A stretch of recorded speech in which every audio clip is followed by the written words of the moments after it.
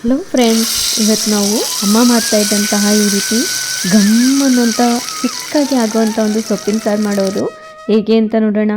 ತುಂಬಾ ರುಚಿ. ನಮ್ಮಮ್ಮ ನಮ್ಮ ಅಜ್ಜಿ ಮಾಡುವಂಥ ಒಂದು ಸೊಪ್ಪಿನ ಸಾರಂತೂ ಅದ್ಭುತವಾಗಿರುತ್ತೆ. ಮುದ್ದೆಗೆ, ಅನ್ನಕ್ಕೆ, ರೊಟ್ಟಿಗೆ, ಚಪಾತಿಗೆ ಎಲ್ಲದಕ್ಕೂ ಬೆಸ್ಟ್ ಕಾಂಬಿನೇಷನ್ ಅಂತಲೇ ಹೇಳ್ಬೋದು.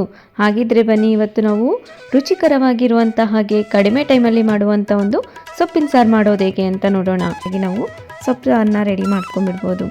ಅದಕ್ಕೆ ನೋಡಿ, ನಾನಿವತ್ತು ಮೆಂತ್ಯ ಮತ್ತು ಪಾಲಕ್ ಎರಡೂ ಸೊಪ್ಪನ್ನು ಹಾಕ್ಬಿಟ್ಟು ಮಾಡ್ಕೊತಾ ಇದ್ದೀನಿ. ಮೆಂತ್ಯ ಬಂದುಬಿಟ್ಟು 1 ಕಟ್ಟನ್ನು ತೊಗೊಂಡಿದ್ದೀನಿ, ಹಾಗೆ ಪಾಲಕ್ ಬಂದುಬಿಟ್ಟು 2 ಕಟ್ಟನ್ನು ತೊಗೊಂಡಿದ್ದೀನಿ. ಇದನ್ನು ನೀಟಾಗಿ ವಾಶ್ ಮಾಡಿಬಿಟ್ಟು ಬಿಡಿಸ್ಬಿಟ್ಟು ವಾಶ್ ಮಾಡಿ ಇಟ್ಕೊಂಡಿದ್ದೀನಿ. ಇದನ್ನು ಹಾಗೇನೂ ಸಹ ಹಾಕ್ಕೋಬೋದು. ನಾನಿವತ್ತೊಂದು ಸ್ವಲ್ಪ ಲೈಟಾಗಿ ಕಟ್ ಮಾಡಿ ಹಾಕ್ಕೊತಾ ಇದ್ದೀನಿ. ನಮ್ಮಮ್ಮ ಅವರೆಲ್ಲ ಹಾಗೆ ಕೈಯಲ್ಲೇ ಈ ರೀತಿ ಮುರಿದ್ಬಿಟ್ಟೆಲ್ಲ ಹಾಕ್ಕೊತಾ ಇದ್ರು. ಈಗ ನಮಗೆ ಟೈಮ್ ಇಲ್ಲದೆ ಇರೋದ್ರಿಂದ ಈ ರೀತಿಯಾಗಿ ನಾವು ಕಟ್ ಮಾಡಿ ಹಾಕ್ಕೊತಾ ಇದ್ದೀವಿ ಅಷ್ಟೇ. ಈ ರೀತಿಯಾಗಿ ನೀಟಾಗಿ ಯಾವ ಸೈಜಿಗೆ ಬೇಕು ಮೀಡಿಯಮಲ್ಲೇ ಕಟ್ ಮಾಡಿಕೊಂಡ್ರೆ ಆಯಿತು.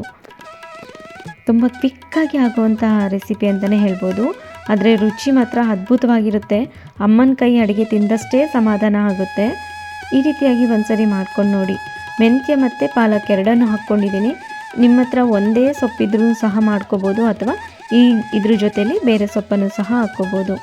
ಹಾಗೆ ಒಂದು ಕುಕ್ಕರನ್ನು ತೊಗೊಂಡು ನಾನಿಲ್ಲಿ 1 ಕಪ್ಪಷ್ಟು ತೊಗರಿಬೇಳೆನ ವಾಶ್ ಮಾಡಿ ಹಾಕ್ಕೊಂಡಿದ್ದೀನಿ.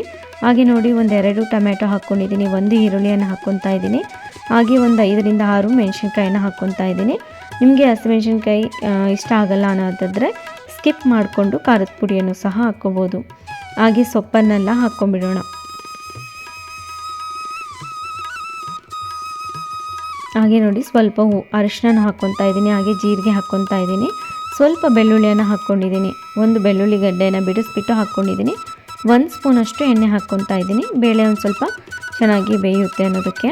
ಹಾಗೆ ನೋಡಿ, ಸ್ವಲ್ಪ ನೀರನ್ನು ಹಾಕ್ಕೋಬೇಕು. ಬೇಳೆ ಮುಳುಗೋಷ್ಟು ನೀರು ಹಾಕ್ಕೊಂಡ್ರೆ ಸಾಕಾಗುತ್ತೆ, ತುಂಬ ನೀರೇನು ಬೇಕಾಗೋದಿಲ್ಲ. ಹಾಗೆ ರುಚಿಗೆ ತಕ್ಕಷ್ಟು ಉಪ್ಪನ್ನು ಹಾಕ್ಕೊತಾ ಇದ್ದೀನಿ. ಹಾಗೆ ನೋಡಿ, ಸ್ವಲ್ಪ ಹುಣಸೆಹಣ್ಣನ್ನು ಹಾಕ್ಕೊತಾ ಇದ್ದೀನಿ.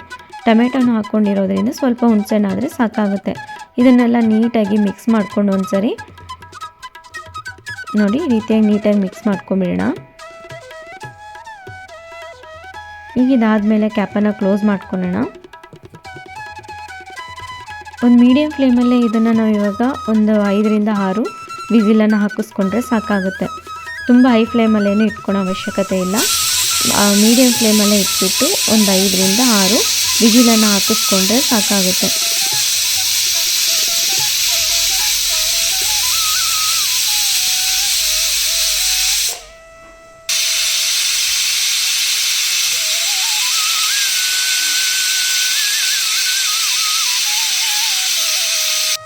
ಆಯಿತು ನೋಡಿ, 6 ವಿಸಿಲ್ ಆದಮೇಲೆ ಕ್ಯಾಪನ್ನು ಓಪನ್ ಮಾಡ್ಕೊಳ್ಳೋಣ. ಗಾಳಿನೂ ಸಹ ಎಲ್ಲ ಬಿಟ್ಟಿದೆ. ಕ್ಯಾಪನ್ನು ಓಪನ್ ಮಾಡ್ಕೊಂಡ್ಮೇಲೆ ನೋಡಿ, ಬೇಳೆನೂ ಸಹ ಚೆನ್ನಾಗಿ ಬೆಂದಿದೆ. ಈ ರೀತಿಯಾಗಿ ಬೆಂದರೆ ಆಯಿತು. ಹೀಗೆ ನೋಡಿ, ಒಂದು ಮಸೆ ಕೋಲು ಇದ್ದರೆ ನಿಮ್ಮ ಹತ್ರ ಈ ರೀತಿ ಮಸ್ಕೊಳ್ಳಿ. ಇಲ್ಲ ಅಂತಂದರೆ, ನಿಮ್ಮ ಹತ್ರ ಮಸೆ ಕೋಲಿಲ್ಲ ಅಂದರೆ ಪೊಟ್ಯಾಟೊ ಸ್ಮ್ಯಾಶರ್ ಇದ್ದರೆ ಅದರಲ್ಲೂ ಸಹ ಮಾಡ್ಕೋಬೋದು. ಅದೂ ಇಲ್ಲ ಅಂದರೆ ನೀವು ಸ್ಪೂನಲ್ಲೇ ನೀವು ಸ್ವಲ್ಪ ಈ ರೀತಿಯಾಗಿ ಸ್ಮ್ಯಾಶ್ ಮಾಡಿಕೊಂಡ್ರೆ ಆಯಿತು. ತುಂಬ ಈಸಿಯಾಗಿ ಸ್ಮ್ಯಾಶ್ ಆಗಿಬಿಡುತ್ತೆ. ನೋಡಿ, ಎಷ್ಟು ಸಾಫ್ಟಾಗಿ ಸ್ಮ್ಯಾಶ್ ಆಗಿದೆ. ಇಷ್ಟ ಆದರೆ ಸಾಕಾಗುತ್ತೆ. ಇನ್ನೂ ಸಾಫ್ಟ್ ಆಗಬೇಕು ಅನ್ನೋ ಅವಶ್ಯಕತೆ ಇಲ್ಲ. ಜಸ್ಟ್ ಈ ರೀತಿ ಆದರೆ ಆಯಿತು. ನೋಡಿ, ಎಷ್ಟು ಚೆನ್ನಾಗಿ ಸೊಪ್ಪು ರೆಡಿ ಆಗೋಯಿತು. ನೋಡಲಿಕ್ಕೆ ಎಷ್ಟು ಚೆನ್ನಾಗಿ ಅನಿಸ್ತಾ ಇದೆ ಅಲ್ವಾ. ಇದಕ್ಕೊಂದು ಚಿಕ್ಕದಾಗಿ ಒಂದು ಒಗ್ಗರಣೆಯನ್ನು ಕೊಡೋಣ. ಇದಕ್ಕೆ ನೋಡಿ, ಒಗ್ಗರಣೆ ಪಾತ್ರೆ ಇಟ್ಬಿಟ್ಟು ಸ್ವಲ್ಪ ಎಣ್ಣೆ ಹಾಕ್ಕೊಂಡಿದ್ದೀನಿ. ಎಣ್ಣೆ ಬಿಸಿ ಆದಮೇಲೆ ಸಾಸಿವೆ ಹಾಕ್ಕೊಂಡಿದ್ದೀನಿ. ಸಾಸಿವೆ ಚೆನ್ನಾಗಿ ಚಿಟಪಟ ಅನ್ನಬೇಕು. ಅದಾದಮೇಲೆ ಜೀರಿಗೆನ ಹಾಕ್ಕೋಬೇಕು. ಜೀರಿಗೆನೂ ಸಹ ಚೆನ್ನಾಗಿ ಒಂದು ಫ್ರೈ ಆದಮೇಲೆ ಕರಿಬೇವಿನ ಎಲೆಯನ್ನು ಹಾಕ್ಕೊಂಡಿದ್ದೀನಿ. ಹಾಗೆ ನೋಡಿ, ಇದರಲ್ಲೇ 1-2 ಮೆಣಸಿನ್ಕಾಯನ್ನು ಮುರಿದ್ಬಿಟ್ಟು ಹಾಕ್ಕೊತಾ ಇದ್ದೀನಿ. ಒಣಮೆಣಸಿನ್ಕಾಯಿ ಹಾಕ್ಕೊಂಡಿದ್ದೀನಿ. ಹಾಗೆ ಸ್ವಲ್ಪ ಬೆಳ್ಳುಳ್ಳಿಯನ್ನು ಜಜ್ಜಿಬಿಟ್ಟು ಹಾಕ್ಕೊಂಡಿದ್ದೀನಿ. ಇಷ್ಟೆಲ್ಲ ಹಾಕ್ಕೊಂಡು ಒಂದ್ಸರಿ ನೀಟಾಗಿ ಮಿಕ್ಸ್ ಮಾಡಿಕೊಂಡ್ರೆ ಲೈಟಾಗಿ ಫ್ರೈ ಆಗ್ತಿದ್ದಾಗೆ ಗ್ಯಾಸನ್ನು ಆಫ್ ಮಾಡ್ಕೊಂಬಿಡಿ, ಸಾಕಾಗುತ್ತೆ. ಅಷ್ಟೇ ನೋಡಿ, ತುಂಬ ಸಿಂಪಲ್ಲಾಗಿ ಒಗ್ಗರಣೆನೂ ರೆಡಿ ಆಗೋಯಿತು. ಆ ಒಗ್ಗರಣೆ ಫ್ಲೇವರ್ಗೆ, ಆ ಸೊಪ್ಪಿನ ಸಾರಿಗೆ ಒಂದು ಒಳ್ಳೆ ಘಮ ಬರ್ತಾ ಇದೆ. ಪರಿಮಳ ನೋಡ್ತಾ ಇದ್ರೇ ಹೊಟ್ಟೆ ತುಂಬ ಹೋಗ್ಬಿಡುತ್ತೆ. ಮುದ್ದೆಗಂತೂ ಸಖತ್ತಾಗಿರುತ್ತೆ. ಬೆಸ್ಟ್ ಕಾಂಬಿನೇಷನ್ ಅಂತಲೇ ಹೇಳ್ಬೋದು. ಇದ್ರ ಮುಂದೆ ಏನೂ ಇಲ್ಲ. ಅಷ್ಟೊಂದು ಚೆನ್ನಾಗಿರೋಂಥ ಒಂದು ಒಳ್ಳೆ ಸೊಪ್ಪು ಸಾರು ರೆಡಿ ಆಗೋಯಿತು.